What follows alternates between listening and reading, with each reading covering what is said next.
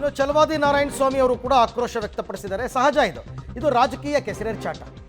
ಕಾಂಗ್ರೆಸ್ನವರು ಮತ್ತೆ ತಮ್ಮ ವಕ್ರ ಬುದ್ಧಿಯನ್ನು ತೋರಿಸಿದ್ದಾರೆ ಈ ರೀತಿ ಮಾತನಾಡೋದ್ರ ಮುಖಾಂತರ.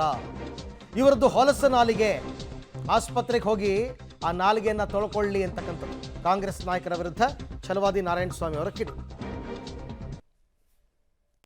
ಪ್ರಿಯಾಂಕಾ ಖರ್ಗೆ ಅವರು ಇರ್ಬೋದು, ಸಂತೋಷ್ ಲಾಡ್ ಅವರು ಇರ್ಬೋದು, ಮಂಜುನಾಥ್ರವರು ಇರ್ಬೋದು, ಅಥವಾ ಇನ್ಯಾರೇ ಇರ್ಬೋದು, ಇದು ಒಂದು ಕ್ಷುಲ್ಲಕ ಚಿಲ್ಲರೆ. ಜೊತೆಗೆ ಪಾಕಿಸ್ತಾನ ಏನು ಪ್ರಶ್ನೆಗಳನ್ನು ಕೇಳಬಹುದು, ಆ ಪಾಕಿಸ್ತಾನದ ಪ್ರಶ್ನೆಗಳು ಇವರ ಬಾಯಿಂದ ಬರ್ತಿದೆ. ಅಂದರೆ ಪಾಕಿಸ್ತಾನದ ಕೆಲವು ನಾಯಕರು ಇವರ ಸಂಪರ್ಕದಲ್ಲಿ ಇರಬಹುದಾ ಅನ್ನುವ ಪ್ರಶ್ನೆ ಮೂಡ್ತದೆ.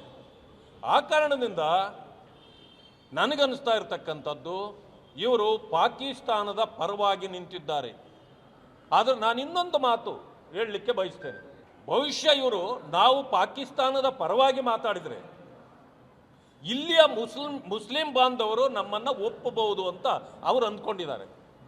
ಆದರೆ ಇದು ನಾನು ಹೇಳ್ತೇನೆ, ಇಲ್ಲಿರ್ತಕ್ಕಂಥ ಮುಸ್ಲಿಂ ಬಂಧುಗಳು ಅವರು ಭಾರತೀಯರು, ಅವರು ಭಾರತೀಯ ಪರವಾಗಿದ್ದಾರೆ.